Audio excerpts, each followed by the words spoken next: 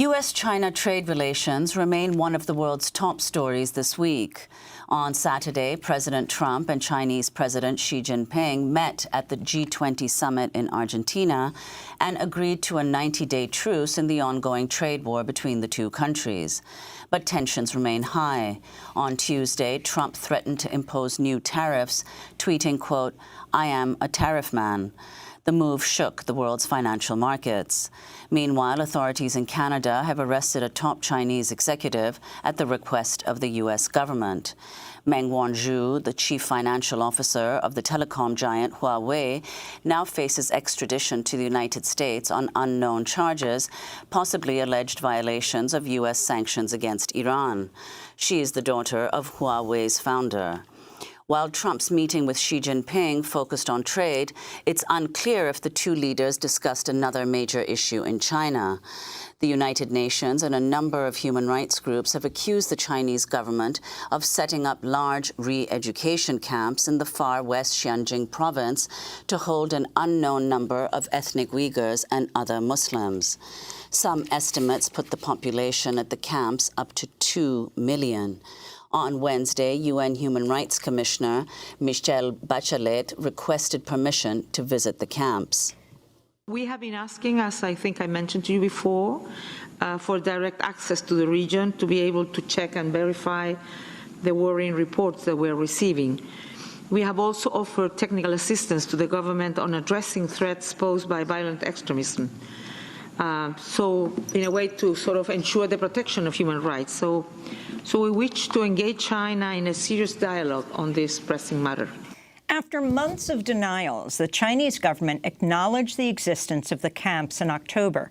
That's when the local government in Xinjiang changed its laws to formally allow the formation of what they call, quote, vocational skill educational training centers to, quote, carry out anti-extremist ideological education. Satellite images show that dozens of these camps have been built in recent years. For years, China's cracked down on the Uyghurs and other Muslim groups. In 2017, officials in Xinjiang banned men from wearing beards, women from covering their faces, and homeschool. Xinjiang has also become a high-tech surveillance state. Video cameras with facial recognition software track everyone's movement on the streets. All vehicles must have GPS trackers. Checkpoints are set up throughout the region where police scan people's irises and phones. China's defended its actions, saying the measures are needed to prevent Xinjiang from becoming what one Chinese official described as China's Syria or China's Libya. We're joined right now by Rushan Abbas. She's a Uyghur-American activist based in Washington, D.C. After she spoke out against China's repression of the Uyghurs earlier this year, her aunt and sister disappeared and have not been heard from since. Her recent piece for The Washington Post is headlined, "My aunt and sister in China have vanished. Are they being punished for my activism?" Thank you so much for joining us, Rushan Abbas. If you can start off by saying, have you heard anything at this point, even from other family members, what you believe has happened to your family, and also the situation right now for the Uyghurs in China? I have not heard anything about the disappearance of my sister and my aunt. I was one of the speakers at Hudson Institute, one of the think tanks in Washington, D.C. on September 5th.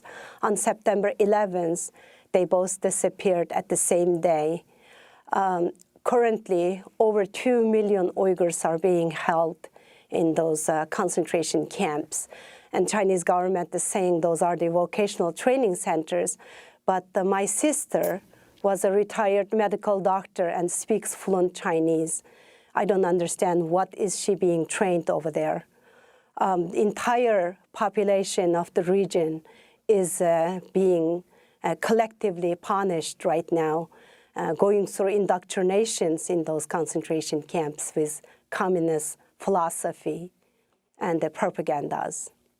And Rushan, could you tell us if you know anything about where your aunt and sister might be being held and how you came to learn of their detention? We don't know any information about where they are being held. I heard that their disappearance from my nieces. They both live in United States. They were in communications with their mother, and my aunt also through my cousins who are in communications with her. Just to try to protect them, I did not communicate with them after these punishments and the taking people to internment camps, concentration camps, starting from spring of 2017. So I don't directly communicate with anybody in the region, but I heard from other members of the families. Rushan, can you tell us who the Uyghurs are? And for people to understand, Uyghur, the word Uyghur, U-Y-G-H-U-R is how it's generally spelled in the United States? Correct. The Uyghurs are the landowners of East Turkestan, currently being named by the Chinese government as Xinjiang, which is in Chinese word is new border, new territory. Since the communist occupation in 1949, the Uyghur population has been under attack. Chinese government relentlessly tried to label the Uyghurs as counter-revolutionaries, nationalists, and the separatists for years. After 9/11 tragedy, Chinese government rebranded the effort as war on terrorism, use war on terrorism very effectively to punish the whole entire population of the Uyghurs. They are Muslim. They're Muslim, yes. This is what's going on today in East Turkestan is Xi Jinping's unprecedented war on Islam, basically, and the ethnicity and the culture, try to wipe out the entire culture and religion. Just the regular practice of Islam, like just praying, eating halal food, or reading Quran are being crime these days. And Rushan, I want to ask about Chen Zhuangguo, who assumed the position of Jiang Jin's Communist Party secretary in August 2016. Now, it was at that time that the mass internment of the Uyghurs was accelerated. Could you explain who he is and what happened since he took office? He was the party secretary in Tibet, and he set up a similar system like harsh surveillance and controlling systems in Tibet after 2008 uprising in Tibet. Then he was moved to East Turkestan in the end of 2015. And starting from 2016, he used a similar surveillance system you mentioned earlier. With that, right now, the whole East Turkestan became a police state. Everybody is the homes have QR codes at the doors, and also the Chinese officials, 1.1 Communist Party officials and the Chinese cadres moved into people's houses to live with them for a few days to a week. Imagine you have uninvited Chinese people coming in, living in people's house, sharing their beds, sharing their food, meals, just to monitor their daily activities.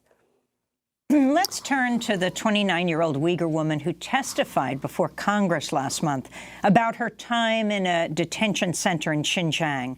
This is part of Mirgul Tusun's statement, read by a translator. I was taken to a cell, which was built underground with no windows. There were cameras on all four sides so the officials could see every corner of the room. There were around 60 people in one of the cells where I was held. At night, 15 women would stand up while the rest of us would sleep sideways. And then we would rotate every 2 hours. Some people had not taken a shower in over a year. Before we ate breakfast, which was water with very little rice, we had to sing songs hailing the Communist Party. We had to repeat in Chinese, in code, Long live Xi Jinping, and in quote, lenience for those who repent and a punishment for those who resist.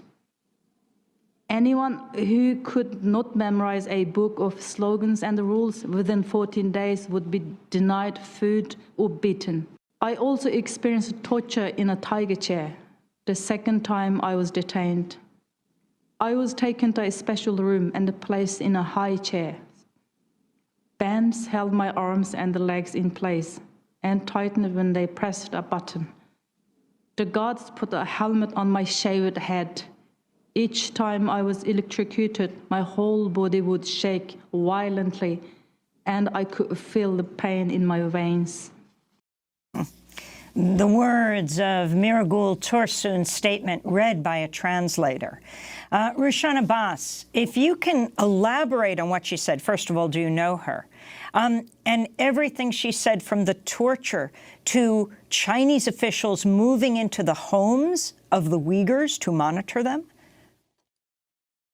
What Miragul Tursun said is the terrible situation she described is just one of the millions of stories that the Uyghur families are experiencing these days. We have other witnesses just like Miragul Tursun in Central Asia. The Miragul Tursun were lucky. She was lucky she was being released because she was an Egyptian citizen, and the other Uyghur or Kazakh of the Kazakh citizens being released. According to those eyewitnesses, everything she's saying is absolutely true. Unfortunately, this terrible atrocity is not just the systematic human rights abuse anymore. This is the crime against humanity. We need international leaders and international communities to immediately intervene to stop this, what's going on in Xinjiang today. There have been widespread reports of Chinese government workers being placed in Uyghur homes in Xinjiang to report on what residents are doing. This woman spoke to Channel 4 in Kazakhstan about what happened to her mother. She did not reveal her identity out of fear for her family still in Xinjiang. My mother is 80 years old, and it's been 18 months since I spoke to her. Chinese agents moved into her house, one Uyghur and one Han Chinese. They take it in turns to bring her food. She can't pray at home. They monitor her. If they report that they found her practicing her religion, she could be sent to a camp. Whatever she does at home, they're watching her. So, Rushan Abbas, can you comment on what this anonymous woman was telling the UK's Channel 4? And when did this practice begin? Chinese government officials living in Uyghur homes to report on the activities of residents? This practice started a couple years ago under the name of Double Relatives Program. The Uyghurs are supposed to have Han Chinese relatives. They call them relatives of this family. They come and they visit, and they try to speak to them and they get their ideas about the national identity or religious practice in the homes. And now, since the mass incarcerations of more than 2 million Uyghur people, they are putting the Chinese cadres and the officials into people's homes to live with them so they can take notes of what they are doing at home. They will bring them food. If anybody refuses to eat or ask what's in it, what's in this food, then they will get labeled as, oh, they are worrying for haram or halal, or if there's a pork in it. So currently, even refusing to eat pork can get you in trouble. So this is continuing everywhere. Now we have like more than 40% of the population in some of the counties and some of the regions in the south or northern part of East Turkestan. China has repeatedly denied accusations that the Uyghurs of Xinjiang are being persecuted. Chinese officials call the camps training centers aimed at preventing terrorism. This is China's Vice Minister of Foreign Affairs, Li Yucheng, speaking last month at the UN Human Rights Council in Geneva. 治病与未病，防患于未然，是防止 Prevention is an effective measure to curb terrorism. Xinjiang is an anti-terrorism measure. Set up these training centers to help the people affected by terrorism to stay away from extremism by means of training, so they could be integrated into society at an early date, preventing them to participate in terrorism and victimizing people. We cannot wait until they become a member of a terrorism group. So if you could comment on this, Rushan, and also tell us how the U.S. sees Uyghurs. I mean, your history is extremely interesting. You actually translated for the U.S. government at Guantanamo, where a number of Uyghurs were held, then quit that job to represent the Uyghurs. And those that were released from Guantanamo to Bermuda, you worked with them to help them adjust. Talk about where China and the U.S. share interests or the same attitude towards Uyghurs and where they diverge.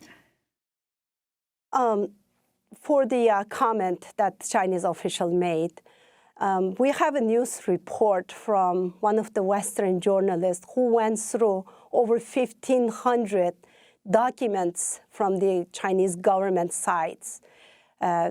And it shows purchases of large numbers of police electric batons, like almost 3,000 of them, and then 2,800 pepper sprays, and almost 1,400 the shackles and stuff like that. Well, if it's the vocational training centers, as they claim, why just the one county make such a purchase to those, the concentration camps? We have a lot of news accounts and reports like that. Radio Free Asia is doing a really good job reporting on the details, that it doesn't, as what the Chinese government has claimed. It's more and more it's looking like Soviet Gulag-style concentration camps. About the Guantanamo Uyghurs, Guantanamo detainees, and how U.S. sees the Uyghur situation today. The Guantanamo Uyghurs were left just to escape from the persecution after the Wulje incident in 1997. And they went to Central Asia, but in Central Asia, Central Asian countries also not extending their staying there by, their passports are expiring and the visas are expiring. So they ended up going to Afghanistan as the people who's being at the wrong place at the wrong time. The U.S. government didn't see any threat from the Uyghurs, because Uyghur people have never, ever looked at the Western countries and enemies. If people like the former Guantanamo Uyghurs, in their eye, Chinese government is the only government that persecuting innocent Uyghurs. Therefore, United States government really did thorough investigations and interrogations, and then decide to release them to third countries, did not send them back to China, because sending those Uyghurs back to China, returning them to China, is sending them to execution. How many were held at Guantanamo? There were 22 altogether. And how long were they held for? Altogether, 11 years, not because U.S. wanted to hold them, it's because the other countries were not willing to accept Uyghurs. So the U.S. government couldn't find a place to send them. Well, Rushan, could you also explain some of the background about the Uyghurs? I mean, there has been a separatist movement carried out by Uyghurs or promoted by Uyghurs in Xinjiang.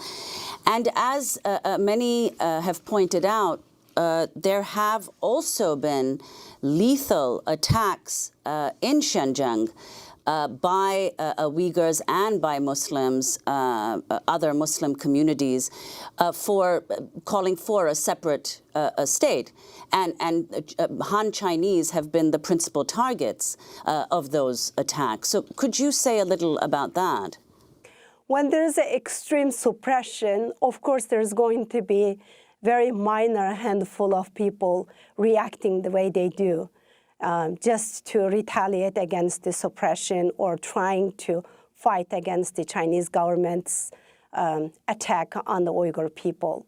Because like I said, this has been happening for years. This is not just something just happened last couple of years in the concentration camps. This is happening ever since the occupation of communist China, starting from 1949, or goes beyond that during the 1940s, 1930s. Yes, during 1933 and 1944, there were twice short-lived East Turkestan Republic was established. So people look at the current situation is because we are being occupied. That's why the Chinese government is targeting entire population of the Uyghurs. Because of some of the resentment movements, the entire population is right now being persecuted. Not just, we are not talking about the 2-3 million Uyghurs in the camps, but also people living in regular lives. They are living in this entire police state, being monitored 24 hours, checkpoints every 100 meters. Well, I want to ask about another issue, a crucial form of suppression that the Chinese government has been carrying out against the Uyghur population, and that has to do with the number of children who've reportedly been separated from their parents and put in orphanages or simply disappeared. And this is while their parents are reportedly alive. A mother living in exile in Istanbul expressed concern for her missing children in Xinjiang. When I left Xinjiang for Turkey, my youngest child was 2 years old, so he couldn't look after himself. If I don't feed them, they won't eat. There are so many things I need to do. I need to bathe them. I mean, if there were 10 or 15, I might think differently. But where are they? Where are they sleeping? Where are they waking up, and what are they doing? Can they eat their food? If they are sick, what will happen to them? I think of these things every day. So that's a Uyghur mother in Istanbul, Turkey, whose children are no longer with her or with her family in Xinjiang. So, Rushan, Abbas, can you tell us about the number of Uyghur children who've been placed in orphanages and how many of them, so far as you know, have parents who are alive but have been detained in these camps? Because of the information blockade by the communist regime, it's difficult to get the exact account. But right now, I saw on one of the Chinese news outlets, there are about 500,000 Uyghur kids are at the orphanages. Very large number of orphanages are being built these days. Imagine there are more than 2 million Uyghurs are in concentration camps today. There are children left behind. Even if some of the children were at the custody of the grandparents, as long as if their parents are not with them in the house, the Chinese government is taking those kids to orphanages. And then they are raising them with Chinese philosophy, Chinese ideology, completely regenerating the population of the younger, the Uyghur, like the kids.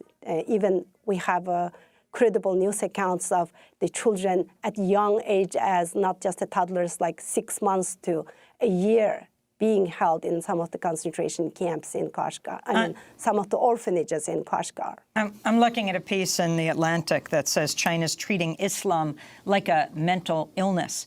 So what kind of communication do you have with the U.S. government? What are they saying? You worked for the government, then quit when you were at Guantanamo. What is the U.S. policy? Do you know if Trump raised with President Xi in Argentina or any other time the issue of the Uyghurs?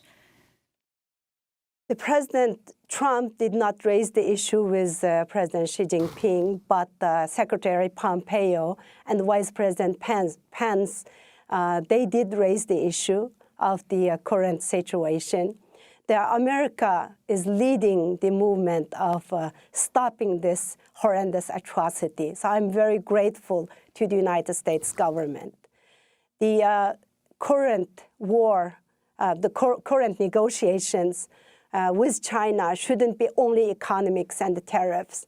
I'm really hopeful that the Trump administration and the lawmakers are going to push this legislature right now introduced the Uyghur Human Rights Policy Act 2018, which was introduced by Senator Rubio and the Senator Menendez and Congressman Christopher Smith and the other 13 other congressmen and the senators.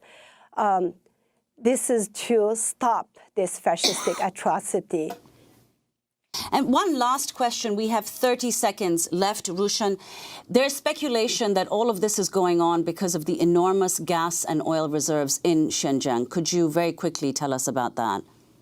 Yes, 1/3 of total China's oil and gas reserves are in East Turkestan. And also 60% of the cotton growth is in East Turkestan. And East Turkestan is 1/6 of whole China. Therefore, the population density China proper are facing is not that's not the case in Xinjiang. So taking the Uyghurs to internment camps and moving the detainees to China proper, basically making room for resettlement of the Chinese population. That's what we worry too. Rushan Abbas, I want to thank you for being with us. Uyghur American activist based in Washington, D.C. After she spoke out against China's repression of Uyghurs, her aunt and sister disappeared, have not been heard from since. We'll link to your piece in the Washington Post. My aunt and sister in China have vanished. Are they being punished for my activism? This is Democracy Now! When we come back, elections stunned many in Spain when a far-right fascist group has taken a number of seats in a regional area of Spain called Andalusia. We'll look at a new film, The Silence of Others, that looks back at the Franco era, the time of fascism in Spain, and what it means today. Stay with us.